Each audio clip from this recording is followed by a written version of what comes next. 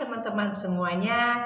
Dalam kesempatan ini saya mau share kesaksian hidup saya. Saya waktu itu kerja di sebuah perusahaan di mall manajemen di Tangerang. Saya udah kerja sekitar hampir 7 tahun. Terus satu hari itu area kantor manajemennya itu ditaksir oleh retailer, sehingga kantor manajemen itu harus pindah ke basement. Karena buru-buru dibangun, kantor di basement itu sepertinya nggak bener-bener sealed ya teman-teman. Jadi mungkin udara dari daerah parkir, dari asap knalpot mobil itu masuk ke dalam kantor. Nah, saya itu alergi dengan udaranya. Karena alergi itu badan saya sampai bengkak-bengkak seperti orang digigit tawon gitu ya teman-teman, karena alergi sama udara yang terpolusi dari asap knalpot itu. Saya sampai masuk rumah sakit, dirawat sampai parah sekali. Waktu itu saya benar-benar depresi sekali karena saya nggak bisa lagi masuk ke dalam kantor saya. Karena setiap kali masuk itu saya pasti seperti orang tenggelam, nggak bisa napas, terus badannya itu bengkak-bengkak, merah, seperti digigit tawon gitu teman-teman. Nah, karena saya udah nggak bisa masuk ke kantor saya lagi, saya itu depresi banget gitu. Soalnya saya kan memerlukan pekerjaan. Saya belum punya rumah sendiri dan juga saya harus membiayai mama saya dan adik-adik saya di daerah. Jadi waktu itu saya bener-bener stres gitu ya, sampai boleh dibilang sih sampai depresi berat gitu ya teman-teman ya. Saya ingat waktu itu saya dirawat di Siloam. Lalu saya kondisi saya benar-benar nggak bagus gitu, badan saya bengkak-bengkak, merah, dan benar-benar menderita sekali gitu ya karena alergi itu. Terus ada seorang ibu yang selalu datang mendoakan saya. Terus dia bilang bahwa kamu harus kuat, kamu harus bangkit, kamu nggak boleh menyerah dalam kondisi seperti ini. Ingat, kamu punya orang tua, adik-adik yang harus kamu tanggung, mereka itu memerlukan kamu. Jadi kamu harus kuat, kamu nggak boleh lemah. Dan benar-benar teman-teman, saya tuh waktu itu dalam kondisi yang begitu down, depresi, putus asa. Dan saya juga berusaha mencari pekerjaan yang baru. Saya kontak semua kenalan-kenalan saya. Saya kan begitu banyak kenalan ya teman-teman. Karena kerja di manajemen mall, saya kenal banyak dengan retailer-retailer, orang-orang yang punya usaha-usaha, juga mall manajemen yang lain juga saya kenal. Itu saya kontak satu-satu teman-teman. Tapi tidak ada satupun yang bilang ada lowongan kerja buat saya. Jadi saya benar-benar dalam kondisi putus asa, nggak tahu harus mau ngapain lagi. Saya waktu itu hampir gila teman-teman. Terus kantor saya ini nggak bolehkan saya resign. Saya bilang saya nggak bisa lagi bekerja di sana karena saya udah nggak bisa masuk ke dalam kantor yang di basement itu gitu. Setiap kali saya mau masuk saya takut gitu, saya trauma gitu kan, karena begitu masuk tuh saya jadi sesak napas, badan saya bengkak-bengkak, merah dan sebagainya. Tapi kantor saya bilang sementara kamu kerja dari rumah dulu. Nah, waktu itu kan saya ngekos ya teman-teman. Jadi saya kerja dari tempat kos saya. Tapi ya gimana ya, waktu itu juga belum ada aplikasi seperti Zoom, belum ada misalnya yang video call dan sebagainya itu belum ada. Jadi saya tuh kerjanya bener-bener nggak bisa maksimal gitu. Paling bisa cuma lewat email, lewat telepon, koordinasi juga susah. Udah gitu kalau meeting juga bos saya bersama tim itu ketemunya kayak di cafe, misalnya di Dunkin Donat gitu ya. Aduh, terus teman-teman yang satu tim kan kayak rada sirik gitu ya. Maksudnya siapa sih lu gitu? Kenapa kita meeting itu harus jadi di Dunkin Donat gara-gara kamu gitu kan? Harusnya kamu dong yang masuk ke kantor. Kita aja masih kerja di basement di kantor. Kenapa kita mesti sampai meeting di Dunkin Donat cuman gara-gara kamu gitu? Aduh, pokoknya suasana nggak enak banget gitu teman-teman. Saya kerjanya juga udah nggak damai sejahtera, nggak tenang gitu ya rasanya. aduh gimana ya, serba susah gitu. Sampai satu hari itu bos saya tuh sampai bikinin saya kantor khusus teman-teman. Jadi waktu itu kan saya di departemen leasing ya, untuk penyewaan ruang di mall gitu. Bos saya bikinin ruangan khusus buat saya sama tim leasing gitu. Di basement juga, cuman dia itu di daerah yang sudah jadi itu asap knalpot nggak masuk ke dalam situ, jadi nggak terlalu bikin saya alergi. Sampai begitu teman-teman, sampai dibangunin kantor khusus untuk satu departemen yaitu tim leasing. Jadi saya dipaksa masuk kerja lagi, kantornya beda area dengan main office. Tapi juga suasana nggak enak banget teman-teman. Kebayangkan di satu perusahaan yang begitu besar, yang begitu banyak karyawannya, itu satu departemen khusus departemen leasing itu berbeda kantornya gitu. Bayangin teman-teman, sayanya sih nggak kenapa-napa ya karena saya nggak sesak napas, saya juga bisa bekerja di situ. Cuman kan koordinasinya susah teman-teman. Teman-temannya saya satu tim juga mereka juga kesulitan gitu, mesti bolak-balik dari kantor tim leasing ke kantor main office, bolak-balik kan kita mesti koordinasi dengan orang finance, mesti koordinasi dengan orang fit out, mesti koordinasi dengan bagian exhibition, begitu banyak koordinasi yang harus kita lakukan.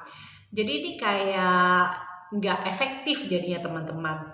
Belum lagi saya tiap kali ketemu orang itu mereka memandang saya dengan mata yang iri gitu ya, yang sebel gitu ya. Lu siapa sih gitu bikin kita jadi susah gitu loh. Lu belagu banget gitu kan. Padahal bukannya saya mau belagu teman-teman, tapi memang saya nggak bisa lagi masuk ke main office karena saya alergi dengan udara di sana. Saya nggak tahu deh kenapa orang-orang lain tidak kenapa-napa ya, sedangkan saya tuh hampir semaput di situ teman-teman. Menurut dokter sih karena tingkat sensitivitas seseorang itu kan beda-beda. Misalnya ada orang itu alergi sama apa sih namanya tuh bunga dari tanaman waktu misalnya musim semi gitu ya. Ada orang yang nggak kenapa-napa gitu loh. Mungkin ada orang yang alergi kacang, ada juga yang sama sekali kalau makan kacang banyak pun tidak ada reaksi sama sekali tubuhnya. Kata dokter tuh begitu, kan saya nanya sama dokter, kenapa ya dok, saya kok setengah mati di dalam kantor itu. Saya nggak bisa napas, badan saya bengkak-bengkak, merah-merah gitu kan. Tapi kok orang-orang lain nggak kenapa-napa gitu, kok cuma saya doang gitu loh.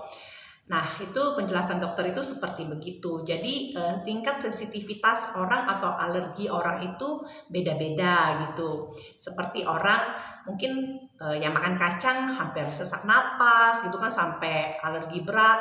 Ada orang yang makan kacang banyak pun dia nggak kenapa-napa gitu. Nah, ya nasib saya teman-teman ya, di antara ratusan karyawan cuma saya sendiri yang alergi gitu. Terus akhirnya karena nggak nyaman sekali, saya tetap walaupun udah dikasih kantor yang terpisah, saya tetap merasa udah saya nggak bisa kerja di sini lagi. Saya nggak bisa maksimal. Saya apa namanya tuh juga nggak nyaman dengan teman-teman kantor lain yang maksudnya menganggap saya ya anak emas kan gitu ya. Kalau meeting mereka harus ke kafe atau ke misalnya ke Dunkin Donut atau apa khusus karena saya nggak bisa masuk ke kantor di bawah gitu kan. Jadi itu bener-bener suasananya udah nggak nyaman gitu teman-teman. Saya sih appreciate banget atasan saya menghargai saya, maksudnya masih mau maintain saya, nggak mau saya keluar kerja, malah sampai bikinin kantor yang terpisah buat saya bener-bener appreciate. Cuman saya merasa saya nggak bisa maksimal gitu loh.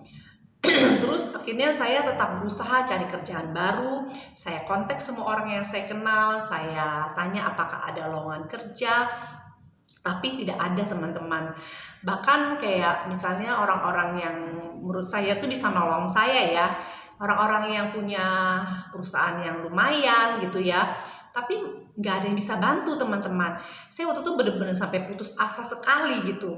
Sampai satu hari saya tuh ke satu persekutuan doa gitu ya. Terus di sana itu waktu selesai persekutuan itu mereka nanya ada prayer request nggak gitu, ada yang mau didoain nggak. Terus saya bilang saya minta didoain, saya lagi cari kerjaan baru gitu, tapi belum ketemu-ketemu, belum dapat gitu kan. Akhirnya mereka bersatu hati, mereka berdoa buat saya untuk kayak job vacancy ya, job untuk saya gitu. Saya waktu didoain itu saya merasa ada seperti satu kuasa gitu ya, ada satu hal yang terjadi deh gitu waktu saya didoain itu. Nah teman-teman, gak lama setelah saya didoain itu memang saya mengalami mukjizat yang luar biasa teman-teman. Itu kan kantor saya kan di basement ya, itu nggak dapat signal teman-teman. Jadi kalau orang telepon itu ke handphone saya tuh pasti nggak bisa masuk. Saya telepon, pokoknya signal kan teman-teman kan di handphone tuh kan ada kayak barcode-nya ya, ada signal apa enggak gitu kan. Nah di dalam basement itu signalnya nggak ada teman-teman. Jadi kalau saya mau telepon atau apapun saya harus pakai telepon kantor gitu.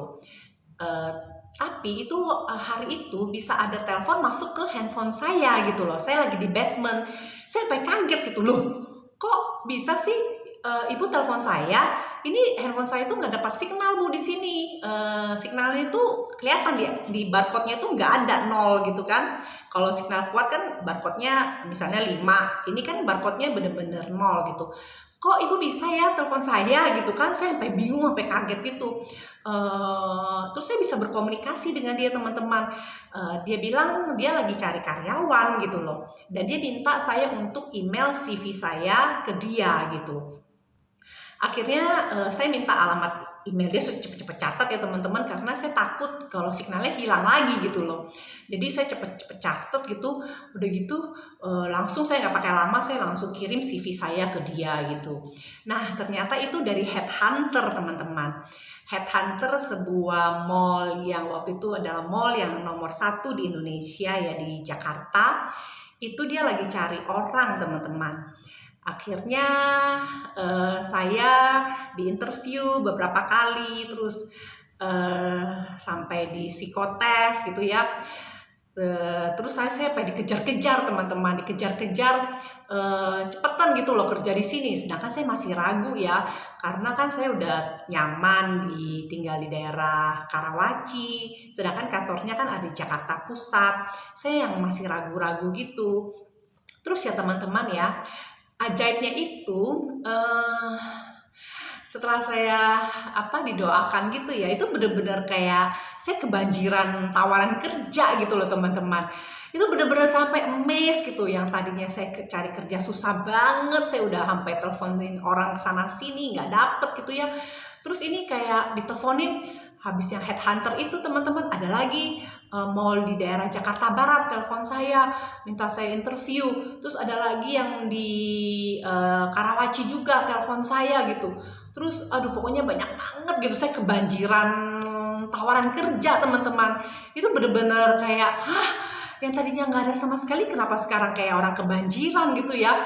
Sampai saya itu ya teman-teman ya, psikotes itu bisa dari perusahaan yang berbeda. Saya melakukan psikotes di kantor psikotes yang sama, yang di Selipi, untuk 2 perusahaan yang berbeda di hari yang berbeda. Orang yang tes psikotesnya sampai bilang, loh kamu lagi? Kan kamu yang kemarin buat perusahaan A. Iya bu, saya sekarang datang untuk perusahaan B gitu. Jadi saya melakukan psikotes yang sama 2 hari berturut-turut dari perusahaan yang berbeda teman-teman. Terus semuanya ngejar-ngejar saya gitu. Ayo kamu kapan masuk kerja? Kita benar-benar menginginkan kamu gini. Aduh sebentar ya, saya pikirkan dulu. Kenapa? Apalagi yang dipikirin gitu kan. Terus ya teman-teman, saking bingungnya tuh ya, saya sampai bikin list teman-teman. Saya list ya, itu sekitar ada mungkin 8 atau 9 tawaran kerja teman-teman. Saya sampai bikin kayak misalnya perusahaan A itu kelebihannya apa, kekurangannya apa, kelebihannya apa, kekurangannya. Karena saya saking bingungnya gitu loh, harus milih yang mana gitu di antara 8 itu, saya tuh bingung gitu teman-teman. Itu tuh bener-bener bagi saya tuh mukjizat ya teman-teman ya. Terus akhirnya tau gak teman-teman, saya milihnya based on gaji yang tertinggi. Soalnya ya kurang lebih kerjanya ya kurang lebih sama ya teman-teman ya. Udah deh, saking saya udah bingung banget nih mau milih yang mana di antara 8 atau 9 lowongan kerja yang tawaran kerja yang ngejar-ngejar saya itu ya. Saya akhirnya milih, udah deh udah maksudnya semuanya ngejar gitu kan, saya sampai pusing juga dikejar-kejar sama mereka gitu ya. Ayo dong kamu, kapan dong gini, saya udah aduh sampai pusing gitu, sampai satu tuh udah sampai kayak ngomong, kalau sampai minggu depan kamu nggak ada kasih keputusan, udah kita akan anggap kamu nggak mau, terus kita cari orang lain gitu kan. Pokoknya saya sampai deg-degan dikejar-kejar, berkat ya teman-teman ya. Ini luar biasa banget ya teman-teman. Ada orang tuh susah banget cari kerja, ini dikejar-kejar 8 sampai 9 tawaran kerja gitu kan. Ya udah deh, akhirnya saya putuskan, udah gaji yang tertinggi mana? Oke, gaji yang tertinggi itu perusahaan A. Oke, saya bilang oke ke perusahaan A gitu kan. Luar biasa banget teman-teman. Itu sampai headhunternya itu ya, sampai datangin saya, minta saya ketemu, nyodorin saya surat untuk kerja gitu ya. Itu sampai nyodorin ke saya gitu, udah tantangan sekarang, gak usah banyak mikir lagi, pokoknya tanda tangan gitu kan. Sampai segitunya teman-teman. Nah teman-teman, pengalaman ini pengalaman yang tidak pernah bisa saya lupakan. Dan kenapa saya share ke teman-teman, karena saya berharap kesaksian hidup saya ini bisa menguatkan teman-teman semua. Jangan pernah merasa putus asa. Jangan pernah merasa tidak ada masa depan lagi.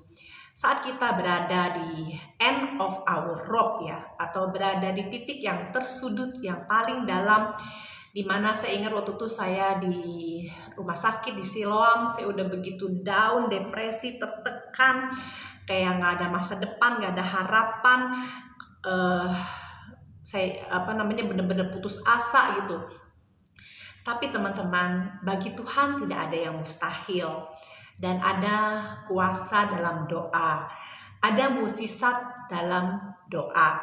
Saat kita berdoa, saat kita meminta pertolongan Tuhan, itu Tuhan sanggup membukakan pintu-pintu berkatnya bagi kita. Yang tadinya semua pintu tertutup, tiba-tiba kalau Tuhan izinkan, Tuhan bersedia menolong kita, pintu yang tertutup tiba-tiba akan terbuka. Begitu banyak pintu yang terbuka sampai kita kebingungan mau pilih pintu yang mana.